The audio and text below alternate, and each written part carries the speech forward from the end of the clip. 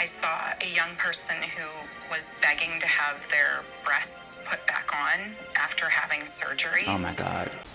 We had patients contact us who were begging to have body parts put back on. Oh my God. Within months of having surgeries. Oh my God. You're telling me that My blood is boiling right now.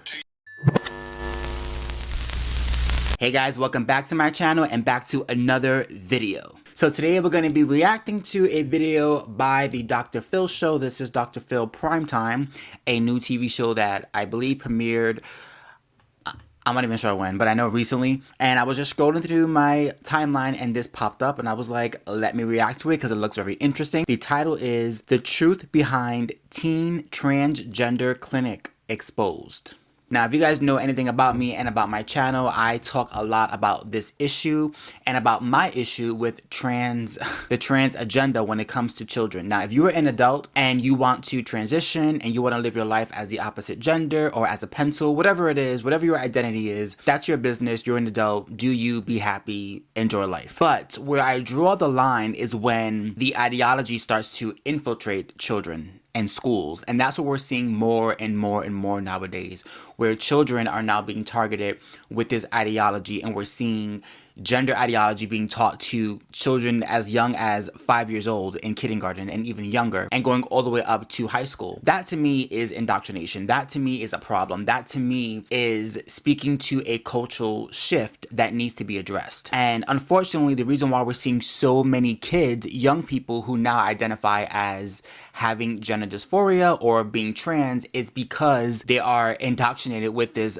belief system at such a young age that there isn't two genders, and that if you feel out of place or you feel uncomfortable with who you are as a person, it may be because you're not supposed to be the gender that you were born as. And that to me is very dangerous, because we all know that we've all gone through those awkward stages in our own lives when we were younger, where we didn't feel comfortable in our own skin. It didn't mean that we were supposed to change who we were indefinitely, or go through medical procedures that cannot be reversed, or take hormones that cannot be reversed. It just means that we have to work through those issues. But nowadays, everything is about transition, and it's become almost cult-like. It really has, and it's very dangerous and very scary. So I'm not in favor of children or parents okaying their children to transition at young ages when you are the most impressionable, when your feelings are bound to change, as they often do. And yet here you have parents and adults and doctors making lifelong decisions and changes for children that they won't be able to reverse. So it's dangerous to me, and I think it's really, really irresponsible. So I'm not in favor of children transitioning. I'm just not. I just think that let them transition when they're 18 and when they are a legal adult. But when you are not a legal adult, sorry. We're not giving you hormones, and we're not gonna, put you through surgery. Ain't happening. Not on my watch. So that's where I stand on the trans issue when it comes to kids. So this is going to be an interesting topic. So sit back, relax, grab some popcorn, grab some tea, grab some coffee, and let's react and analyze this video together. All right, here we go. The hospital was secretly performing these procedures on children as young as 11. I will go through the wrong puberty, making permanent changes to me that I do not want. Quote-unquote, this gender-affirming care to be investigated as child abuse. The most important hormonal process in the development of children into adults is stopped. Doctors are acting like they're God. We were lying to the parents. They had said that they would no longer provide hormone-related interventions for transgender kids. Did they stop? They did not. They were implanting these drug delivery devices in children as young as 11, 12, 13 years old. A ban on gender-affirming medical care for transgender youth went into effect in Texas today, making it the most populous state to date with such a ban. An estimated 30,000 young people in Texas between the ages of 13 and 17 identify as transgender. The new law revokes the medical licenses of any doctor who provides minors with gender-affirming medical care. 22 states have laws on the books that ban some form of gender-affirming care for transgender minors, meaning they either ban puberty blockers, hormone treatments, or surgeries, or all three. Without As they should. medication, I will go through the wrong puberty, making permanent changes to me that I do not want. These are things God. Lord help us. that are irreversible, that will cause side effects, complications, and abnormalities that they will have to live with for the entirety of the rest of their life. I have studied the research, and there is no other instance where a medical profession has proceeded with little or no evidence showing whether or not these hormonal treatments are safe long-term. Yes. And these treatments certainly are not reversible. That's exactly why our guest tonight, Dr. Anton Heim, says he blew the whistle on Texas Children's Hospital. Not reversible. Not reversible. I say that all the time on my channel, and that's why I continuously talk about this topic, because that is the part that the left never wants to highlight. It's always about, you can't tell a child what to do, you're harming them. If you don't do this, that child's going to want to kill themselves. It's all these extremes, right? But nobody wants to talk about the medical procedure itself and the fact that this is not a well-rounded procedure that has enough studies to show that there aren't going to be adverse effects to these children that you're trying to give these hormones to. It's irreversible. Once it's done, it's done. That little girl speaking in the beginning of the video is a child, and we're talking about making decisions for that child because in that moment she feels this way. Well, why does she feel that way? What are her parents saying to her? What is her school saying to her? What type of affirming care is she already getting before the doctor even talks to her? Think about that for a second. What kind of influence is happening around her to affect how she sees herself? And the fact that she's come to the conclusion at what, age 8, 9 years old, that she wants to change her body. And she wants to take hormones that her body is not ready for. And doctors are like, okay, let's do it. I foresee a whole lot of lawsuits 20 years from now when kids who are now adults are realizing the mistake that was made on their bodies because of horrible parenting and negligent doctors. Dr. Heim made major headlines after claiming the hospital was secretly performing these procedures on children as young as 11. In March of 2022, the Texas Attorney General Ken Paxton issued an opinion stating that, quote unquote, this gender affirming care could be investigated as child abuse. So in response to that, Texas Children's Hospital, the largest children's hospital in the world, issued a statement publicly, unequivocally stating they were going to shut down the transgender program. And for me, this was a huge relief. But it was very soon after that I found out this was categorically untrue. People would tell me about how they were implanting these puberty blocking devices into 11, 12, 13-year-old kids. They told me about how these kids had all these psychiatric issues that were going unmanaged and just being attributed to this one thing. The reason they were hiding this program was because they knew it was controversial. They knew that the people of Texas wouldn't approve of it. Every kid who walks into that clinic is being told that they have to adopt this identity instead of telling these kids that they're perfect the way they are and they can grow up to be something amazing. And they're doing it for their own self-righteousness. And once I knew that was happening, it was something that I knew I had to do something about, because if people knew I had the ability to make a change or speak up about it and they knew I stayed silent, then I can never forgive myself, and I don't think future generations would too.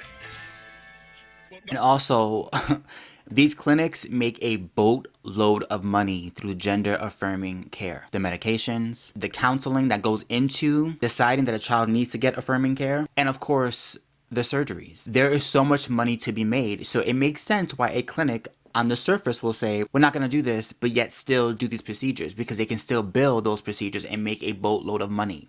It's a money-making machine at the expense of children, who are the guinea pigs. The fact that this isn't outlawed yet is just mind-boggling to me. These doctors, in my opinion, are the worst human beings. Dr. Heim joins us today, and I want to be very clear about one thing, because I have looked at the documentation that you provided, and it looks to me like you went to painstaking levels to protect the identity of the patients involved. Yeah, so absolutely nothing was disclosed. I mean, it was important for me as a doctor. You have a responsibility to take care of patients. And you go into medicine because you want to do that. You want to protect patients from the diseases that affect them. But you never imagine that you have to protect these patients from the hospitals.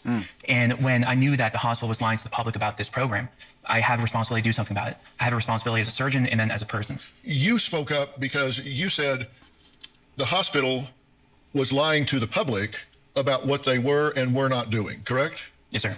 In March 2022, they had said they would no longer provide hormone-related interventions for transgender kids because of the legal risks. And that is as unequivocal as it gets. Did they stop? So they did not. And the reason I knew that, because I worked there. Arrest them all. In the months following that, people I worked with had told me they were implanting these drug delivery devices in children as young as 11, 12, 13 years old. That makes me so upset. And, to hear that this was still happening after the fact that they said they had stopped was unimaginable. Every indication was that this program was shut down. But behind closed doors, they not only continued it, but expanded it into a multidisciplinary clinic. And when I saw that they were having lectures, they were giving the directors of a program that supposedly did not exist, they were given the opportunity to speak at the hospital's most prestigious lecture series. They were giving conferences where they were talking about concealing it from the public. And as a doctor, you have a responsibility to the people you take care of. If you're not willing to defend what you're doing to those people in the public eye, then it's very likely you're doing something very, very wrong. Yep. Tell us what we're looking at here.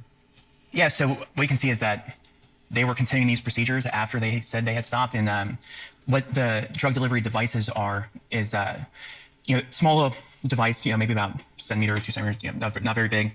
And you place it into the arm of a patient, and it will deliver puberty blockers into their body for a long period of time. Oh my God. Preventing the onset of puberty. So the most important hormonal process in the development of children into adults is stopped. So that just doesn't affect your mind. It has huge effects on your mind, but it affects your body in permanent ways. Now, some of the people on this schedule were young as 11. Insert a non-biodegradable drug delivery implant, female to male, transgender person. This was in May of 23, 10 a.m. Patient age 12, female, specialty services requested. Gender dysphoria and pediatric patient. Scheduled June 12, 2023, 10:45 a.m. Patient age 12, male, starting puberty blockers. This is the evidence that you had, in addition to other things, that this was continuing. What do you make of the fact that these major medical organizations have signed off on this, absent studies that show there aren't negative consequences to this long term? I think that's probably the most difficult thing for people to understand. Now, you have all these prestigious institutions, all these prestigious hospitals who are signing off on this and endorsing it. But the fact is, it's not based on any evidence. It's not based on any even logical reasoning. They can't even define the terms in which they're seeking to intervene on. And this is not medicine. And you believe that the information that you released may have influenced the passing of State Bill 14, which raises the age to 18 for children to be able to receive this? I think so. Yeah. Now, Democratic State Representative Sean Thierry voted for the bill, and this video of her has gotten 2.3 million views on social media. Take a look. Members, it is out of respect, caring, and friendship for every member of this body that I would like to share my position on this very complex issue. I am making a decision to place the safety and well-being of all young people over the comfort of political expediency. It is my core belief and conclusion that we should remain consistent in the premise that children must be given special provisions under the law, as they cannot fully appreciate the long-term consequences of their actions. Yes. As such, the best practice should be to raise the age to 18 for gender modification. Moving forward with this prudent policy, we should also ensure that vulnerable children and teenagers have quality access to mental health care that is safe and safe in a supportive environment. Only by taking a careful, compassionate, and evidence-based approach to this issue can we guarantee that we are doing what is truly in the best interest of our children. I love that. I absolutely love that. And I always say this issue should not be a partisan issue. It shouldn't be whether you are left, whether you are right, whether you are Republican, Independent, Democrat. If you are a person, a human being that cares about children, then you should be on the right side of this argument, which is that children should not be getting irreversible modification therapies to their bodies that is going to have adverse effects long term. If you care about the safety of children, then you should care about the safety of all children and stop allowing this type of modification to take place without any type of oversight. It's just insane to me. I mean, if you look at Europe has now finally gotten what's happening, and it's why they're reversing a lot of these procedures in their country. You can't just go and get gender reassigning surgery any longer because it isn't as easy as it once was, because studies have shown this is going to have effects on that child that cannot be reversed. And they're starting to see the effects of that, because originally they were all for, let's do this, it's progressive, it's the right thing to do. And if you questioned it, you were a transphobe. If you questioned it, you were a bigot. If you questioned it, something was wrong with you. Well, now they're looking at the studies and they're seeing the effects of these procedures, and they're realizing we made a big mistake. We were not protecting children the way that we swore we were going to do. And as adults, we have failed them, which is why they are now starting to rethink these procedures and rethink these laws. And the US, unfortunately, is far behind because of crazy leftist politicians who have politicized this issue and who don't really care about the safety of children. They care about the politics. They care about just being as progressive as possible. All you gotta do is look at the squad and you realize what is wrong with this country. So big ups to this Democrat politician for standing up for children and putting aside politics and putting aside the partisan garbage and speaking facts. Speaking logic, speaking common sense. I wish more people were like her. I think what she's saying in essence is these comorbid conditions that exist with the diagnosis should be dealt with in a mental health environment and at least treated and resolved before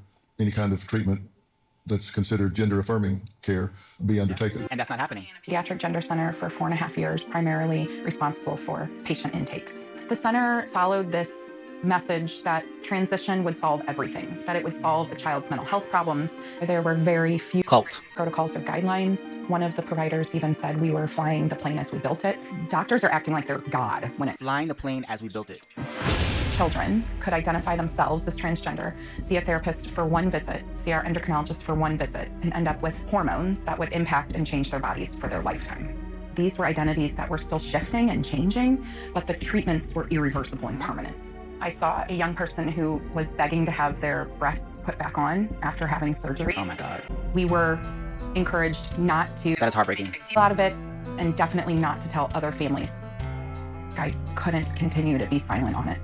The medical harms and trauma that I saw with these teens just took over my life. I was told I could no longer raise concerns or even use the phrase, I have concerns about a patient. Oh my God. I have no trust in this industry, medically transitioning minors anymore.